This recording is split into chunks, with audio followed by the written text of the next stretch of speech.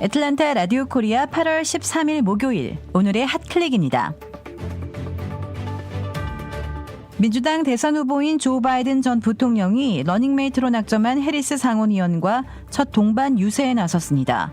코로나19 속에서도 대선 레이스가 조금씩 달아오르고 있는데요. 그러나 트럼프 대통령은 바이든 전 부통령이 러닝메이트로 해리스 상원의원을 지명한 것을 두고 대실패로 끝날 것이라며 악담을 퍼부었습니다. 오는 11월 미 대선을 앞두고 양측은 코로나19 대응을 중심으로 인종차별, 증세 등을 놓고 치열하게 대립할 것으로 보입니다. 공화민주양당이 14일까지 추가 경기 부양안 협상을 마무리해 상하원에서의 법안을 통과시킬 경우 현금 지급은 이르면 다음 주부터 시작될 수 있을 것으로 예상됩니다. 그러나 14일을 넘기게 되면 연방의회가 휴회에 들어가기 때문에 9월 이후에나 법안 통과와 현금 지급이 가능할 것으로 보입니다. $1,200의 현금 지급은 추가 예산을 승인해야 하는 문제이기 때문에 대통령 행정명령으로는 도저히 해결할 수가 없는 영역입니다. 조지아의 코로나19 누적 확진자 수가 22만 6천 명을 넘어선 가운데 연이틀 100명이 넘는 신규 사망자가 발생했습니다. 이런 가운데 어제 한인들이 많이 거주하는 기내 교육구가 개학 첫날을 맞았습니다. 학생과 학부모, 교사들은 우려했던 대로 온라인 수업 접속이 제대로 이루어지지 않아 답답한 시간을 보내야 했습니다.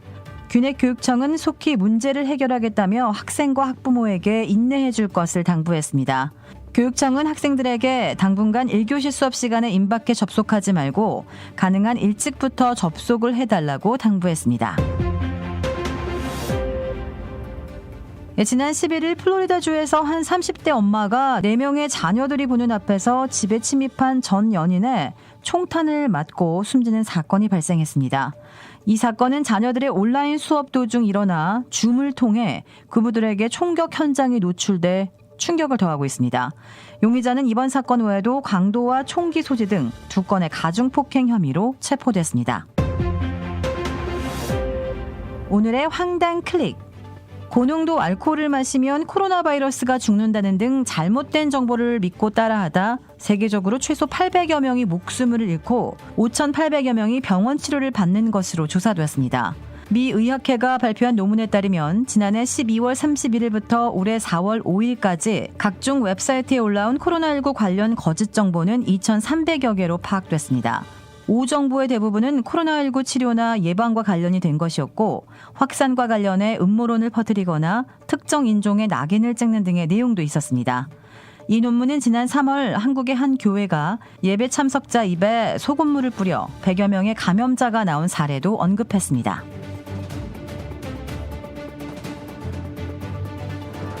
도라빌에 위치한 유명 골프 브랜드 공식 딜러 노스크레스트 골프샵이 새롭게 확 바뀌었습니다.